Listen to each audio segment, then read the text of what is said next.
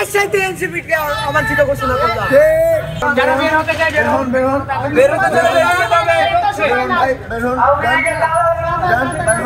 আপনারা যদি 2 মিনিটের মধ্যে নিচে না আসেন আপনাদেরকে আমরা এখানে তালা মেরে দেব।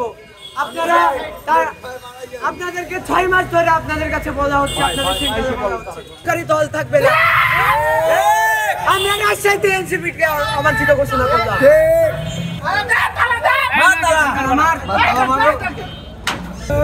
ইনকিলাব ইনকিলাব জিন্দাবাদ জিন্দাবাদ আপোষটা সংগ্রাম সংগ্রাম সংগ্রাম।